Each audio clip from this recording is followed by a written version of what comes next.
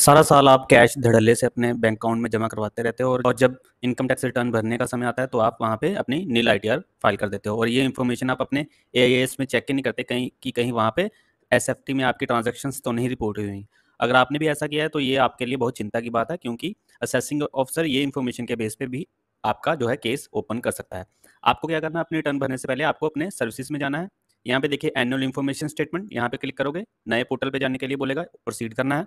और यहाँ पे देखिए एआईएस में क्लिक करोगे तो आपको यहाँ पे एनुअल इन्फॉर्मेशन स्टेटमेंट यहाँ पे क्लिक करना है और आप इस पार्ट बी पे आ जाओगे। तो यहाँ पे देखिए एसएफटी इन्फॉर्मेशन पे आप क्लिक करते हो तो आपके सामने ये डेटा आपके सामने आ जाता है।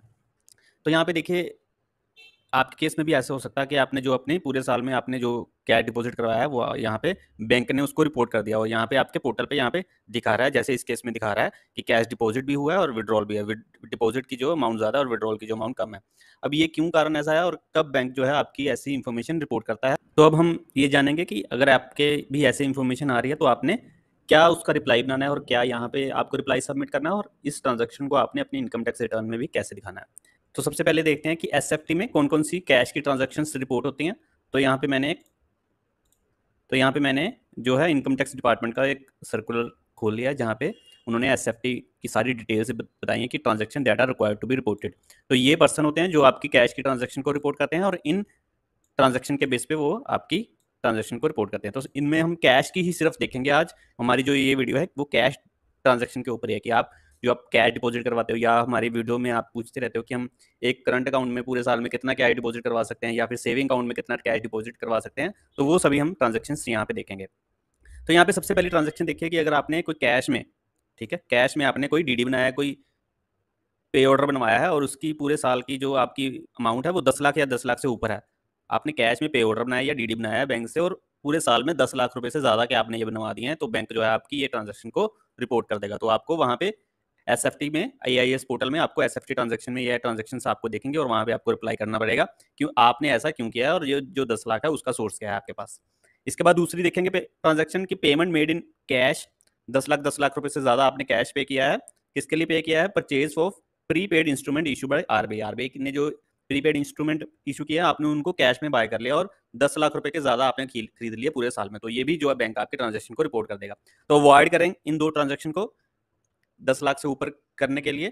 इसके बाद तीसरी जो ट्रांजेक्शन है, ये देखिए, ये बहुत इंपॉर्टेंट ट्रांजेक्शन है, कैश डिपॉजिट और कैश विड्रॉल, ठीक है, including through bearer cheque aggregate to ₹50 lakh और more in a financial year. ठीक है, एक साल में आपने कैश डिपॉजिट या कैश विड्रॉल करवाया है और जो आपका एग्रीगेट है वो टोटल 50 लाख या 50 लाख से ऊपर है एक फाइनेंशियल ईयर में। ठीक है, इसके बाद देखिए इन और फ्रॉम वन और मोर current account of a person, यानी कि ये जो लिमिट है ये पैन बेस देखेंगे, यानी कि अगर आपके पैन पे 2 करंट अकाउंट चल रहे हैं, एक चल रहा है एचडीएफसी बैंक में, एक चल रहा है पीएनबी बैंक में, तो ये पैन बेस्ड देखेगा बैंक लिमिट कि आपके उस पीएनबी में ट्रांजैक्शन आपकी समझ लीजिए 30 लाख की हुई और एचडीएफसी में 40 लाख की, टोटल 70 लाख की ट्रांजैक्शन होगी कैश डिपॉजिट और विड्रॉल की, तो वो 50 लाख से एक्सीड करके और बैंक जो है आपकी ये ट्रांजैक्शन को यहाँ पे रिपोर्ट कर देगा एसएफटी में।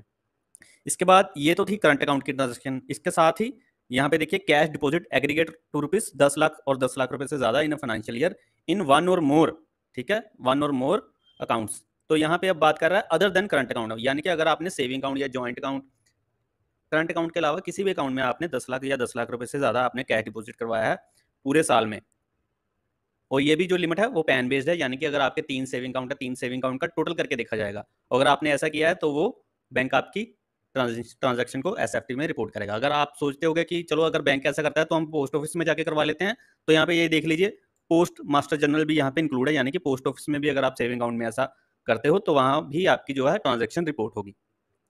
इसके बाद एक और ट्रांजेक्शन है जो कि कैश की है, वो है आपने 1 लाख रुपए से ज्यादा, 1 लाख या 1 लाख रुपए से ज्यादा आपने क्रेडिट कार्ड की पेमेंट कर दी है पूरे साल में कैश में।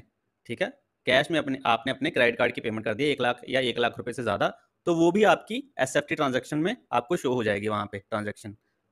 इसके बाद एक और जो है कैश ट्रांजैक्शन है, तो वो है अगर समझ लिए सामने वाली पार्टी जिसको आपने कैश दिया है उसने आपसे कैश लिया है, ठीक है, और उसका जो है ऑडिट होता है इनकम टैक्स एक्ट के अंदर, तो वो जो पार्टी है अगर उसने 2 लाख रुपए से ज्यादा की अमाउंट आपसे ली है सेल्स या सर्विसेज के अगेंस्ट में, तो वो बंदा वहाँ पे रिपोर्ट करेगा कि मैंने आपसे जो है 2 लाख रुपए से ज़्यादा कैश रिसीव किया है। तो वहाँ पे भी जो आपका पैन मेंशन हो जाएगा और वो आपके एसएफटी के पोर्टल में आपको भी शो हो जाएगा कि यहाँ पे आपने कैश पे किया है।